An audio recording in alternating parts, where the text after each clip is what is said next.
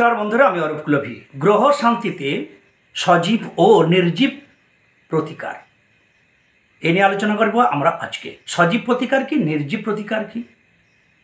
একটু আগে পূর্বকালে আমরা যদি 50 বছর 60 বছর পিছনে তাকাই, তখন কোন প্রতিকারে মানুষের ঝোঁক ছিল এবং তারা সেভাবে গ্রহ শান্তি করতো। আর বর্তমানে আমরা কোন প্রতিকারে গ্রহ শান্তির দিকে আমরা ঝোঁকছি বা আমাদের ঝোঁক বেশি, কোনটাতে বেশি ফল, কোনটাতে কম ফল?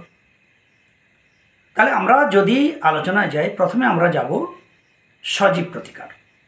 কারণ আজ থেকে 50-60 বছর যদি একটু পিছন থেকে তাকাই, তাহলে তখন সজীব প্রতিকারের উপরে মানুষের ঝোঁক ছিল। তারা নির্জীব প্রতিকারের কোনো মার্কেটই ছিল না। মানুষের অতটা এই বিষয়ে কোনো কৌতূহলও ছিল না, কোনো অভিজ্ঞতা ছিল না, বা সেভাবে কোনো এই নির্জীব প্রতিকারের বাড়বাড়ন্ত ছিল না, মার্কেটিং ছিল না। সজীব প্রতিকার কি না, জ্যান্ত প্রতিকার। জ্যান্ত মানে যেখানে জীব, সজীব মানে যত্র জীব। তাহলে সজীব প্রতিকার আমাদের গ্রহের মধ্যে আছে। যদি আমরা আমাদের গ্রহকে শান্ত করতে চাই, গ্রহের প্রতিবিধান হিসাবে যদি আমরা মনে করি, তাহলে দুটো। এক হচ্ছে স্পিরিচুয়াল পাওয়ার, তার বর্ধন করা। আরেকটা হচ্ছে যে বাহ্যিক কোনো পাওয়ারকে ইউজ করা। তাহলে তখনের দিনে ছিল, বা আজও কেউ কেউ এটার প্রচলন, এদের ব্যবহার করেন, এবং তার সঙ্গেও কিছুটা নির্জীবও ব্যবহার করেন।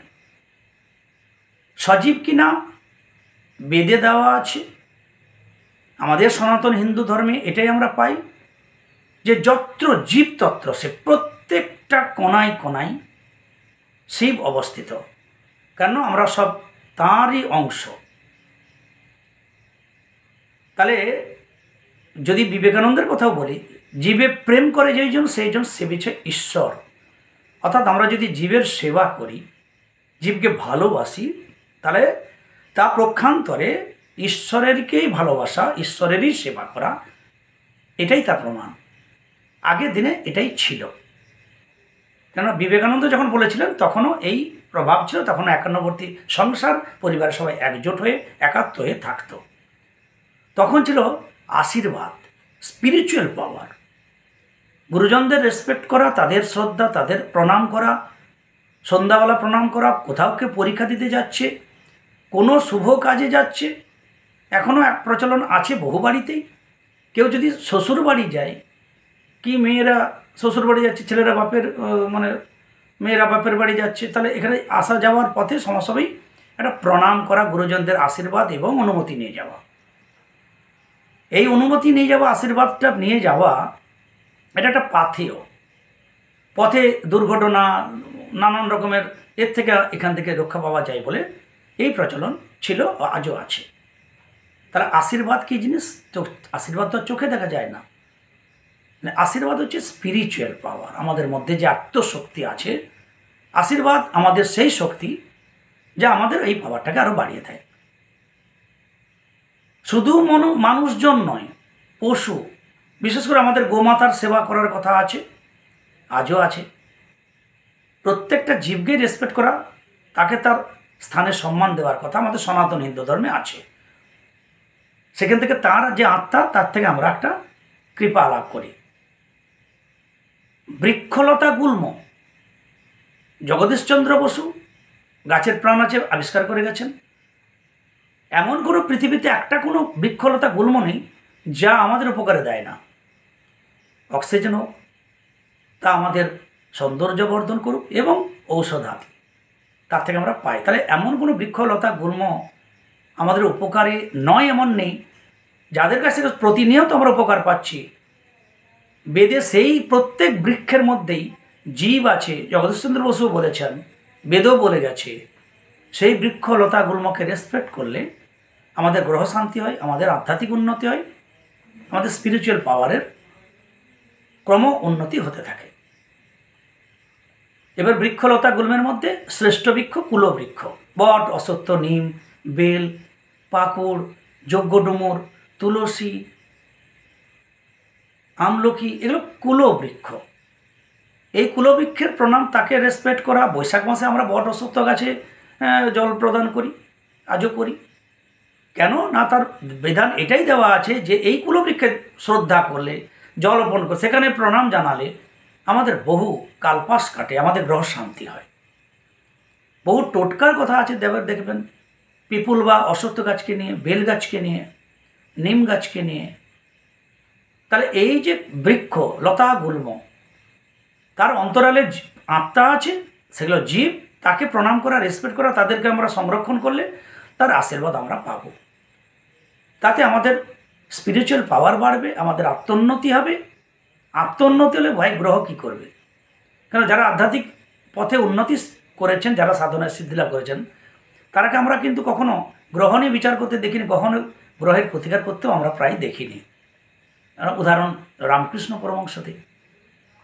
তাহলে তখনের দিনে এই আত্মোন্নতি, আধ্যাত্মিক উন্নতি, রেসপেক্ট করা এবং গুরুজনদেরকে প্রণাম করে তার আশীর্বাদ পাওয়া, এবং বৃক্ষলতা গুল্মকেও সেভাবেই তাদের সংরক্ষণ করা, তার সেখান থেকে আশীর্বাদ পাওয়ার কথা আছে। এগুলো হচ্ছে জল জ্যান্ত জীবন্ত গ্রহ প্রতিকার। তাহলে এটাই ছিল তখনের দিনে মূল, পৃথিবীকে প্রণাম করা। আজ অমাবস্যা, আজকে পূর্ণিমা, আজকে মহালয়া, আজকে অম্বুবাচী, হাল করা যাবে না, বসুমাতাকে আঘাত করা যাবে না, কোদালের কাজ করা যাবে না। সবাই তখন ফলো করতো, অমাবস্যা কখন কাটলো, পূর্ণিমা কখন কাটলো, একাদশীতে কখন কাটলো। তখন তারা আবার এই ভূমিকর্ষণ বা এই সমস্ত চাষাবাসের কাজ শুরু করতো। তাতে কী হতো না, এই জ্ঞান হতো কবে অমাবস্যা, কবে পূর্ণিমা, কবে একাদশী। তাতে আমরা খাওয়া দাওয়ার একটা রেস্ট্রিকশন ছিল, তাতে আমাদের শারীরিক রোগ ব্যাধির ক্ষেত্রে আমার প্রশমিত হতো, গ্রহ শান্তি হতো। আজকে আমরা যারা আমরা আছি তাদের মধ্যে দেখবেন কেউ ভুল হলে ক্ষমা করবেন, যে আমার মনে হয় যে 90% মানুষ কবে অমাবস্যা, কবে পূর্ণিমা, কবে একাদশী, বাংলার তারিখটা হয়তো আমরা অনেকে ঠিক জানি না। যাতে তিথি নক্ষত্র যদি আমাদের জ্ঞান না থাকে, তাহলে আমরা কিভাবে চলব? যার প্রত্যেকটা মুহূর্ত 1 বছর আগেই পঞ্জিকাতে দেওয়া থাকে, 1 বছর আগেই পঞ্জিকা বেরিয়ে যায়, সে অনুযায়ী আমরা সমস্ত তিথি পাই, পুজো হয়, দুর্গাপূজা আসছে, পুজো হচ্ছে। তাহলে তিথি নক্ষত্র এই অনুযায়ী মেনে চলা, খাদ্যাখাদ্যের বিচার করা, গুরুজনদের রেসপেক্ট করা, বৃক্ষলতা গুল্মকে রেসপেক্ট করা, পশু পাখিকে রেসপেক্ট করা, তাদেরকে অন্ন বস্ত্র, যাকে দরিদ্রকে দিন দরিদ্রকে অন্ন বস্ত্র দান, ঘুম থেকে উঠে পাখিকে খাদ্য দান, জল দান, কুকুরকে খাওয়ান।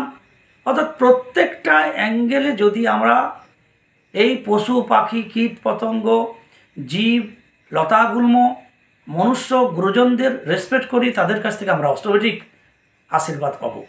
আশীর্বাদ দিতে হয় না, আশীর্বাদ অটোমেটিক ভিতর থেকে যায়।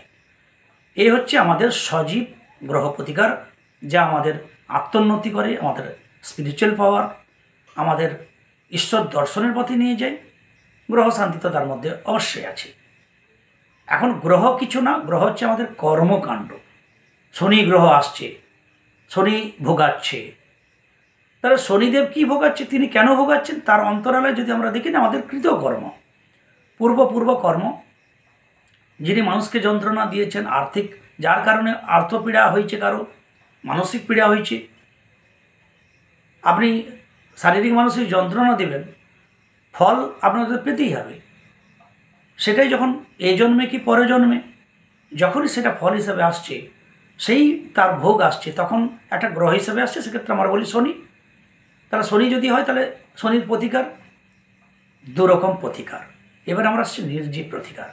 আগের দিনে মানুষকে শ্রদ্ধা ভক্তি ছিল, মানুষকে সত্যতা ছিল, মানুষকে রেসপেক্ট করতো, গুরুজনদের আশীর্বাদ নেওয়ার একটা বিধান ছিল, পশু পাখিকে তারাকে একটা রেসপেক্ট করার বিধান ছিল, বৃক্ষলতা গুল্মকে রেসপেক্ট করা, তাদের জল দেওয়া, তাদের প্রণাম করা, তাদের কাছ থেকে আমরা আশীর্বাদ পেতাম। তখনের মানুষ খুব সুখ শান্তিতে ছিল। এখন বর্তমানের যুগে মূল কথা দেখেছি, ওখানে ওই রেসপেক্ট, প্রণাম, আশীর্বাদ নেওয়ার জায়গাটা নেই, সব চলে গেছে। কিন্তু আমরা তো ফল পেতে চাই, একইভাবে আরও বেশি ফল পেতে চাই। তখনই আমরা কি করি, বিকল্প পথ করি। যাতে কোনো রেসপেক্ট করার দরকার নেই, যাকে কোনো কিছু মানার দরকার নেই, অমাবস্যা, পূর্ণিমা, একাদশী এসব কিছু জানার দরকার নেই, গুরুজনদের পায়ে হাতে দিয়ে প্রণাম করে আশীর্বাদ নেওয়ার দরকার নেই। অথচ আমরা গ্রহ প্রতিকার করব। যখন এই ভাবনা আমাদের এই যুগে এসে গেল, তখনই আমরা পেয়ে গেলাম তার মূল হাতিয়ার রত্নকে, উপরত্নকে। তাহলে বেলগাছকে প্রণাম করার দরকার নেই। রবি গ্রহ যখন আছে তাহলে বেল্ল মূলটা আমরা তেড়ে তেড়ে ধারণ করে নেব। এই যে আমরা বর্তমান যুগে এসে গেছি নির্জীব প্রতিকারে। জড় রত্ন একটা জড় পদার্থ, উপরত্ন একটা জড় পদার্থ, তার মধ্যে প্রাণ নেই। হ্যাঁ, নেগেটিভ পজিটিভ পাওয়ার আছে যা আমাদের উপকার দেয়, স্পেসিফিক গ্র্যাভিটি আছে, ট্রান্সপারেন্সি আছে, কিছু ট্রান্সপারেন্ট নয় রত্ন আছে, যেমন মুক্ত, শ্বেত প্রবাল, রক্ত প্রবাল এগুলো। তাহলে আবার ট্রান্সপারেন্ট রত্ন চুনি, পান্না, হিরে, পোগরাজ ইত্যাদি। তাহলে এই যে রত্নর মধ্যে নেগেটিভ পজিটিভ পাওয়ার আছে, রত্ন উপরত্ন কম বেশি কাজ করে। যে রত্ন ধারণের দিন একটু নিরামিষ খেয়ে ধারণ করলাম, ব্যাস, মাঝে মাঝে একটু শোধন করলাম, বাকি আমাদের আর কোনো রেসপেক্ট করার কাউকে দরকার নেই, কোনো কিছু খাওয়া দাওয়ার ব্যাপার নেই, কোনো অমাবস্যা পূর্ণিমা জানার দরকার নেই।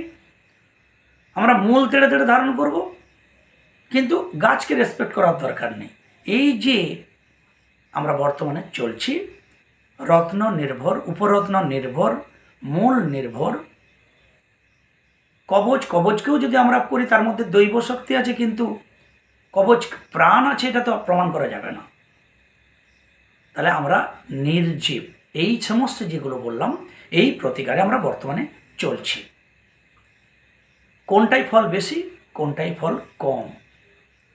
দেখুন,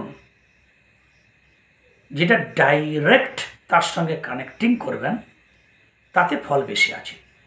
কেমন না, আপনি আধ্যাত্মিক উন্নতি করবেন, ঈশ্বর লাভ করবেন, সেক্ষেত্রে ডাইরেক্ট জব ধ্যান করা, গুরু পরম্পরা বা গুরুদেবের কাছে মন্ত্র নেওয়া, তার পথে হাঁটা, এভাবে হাঁটতে হাঁটতে আমরা আধ্যাত্মিক উন্নতি হবে, আমরা ঈশ্বর লাভ করতে পারি।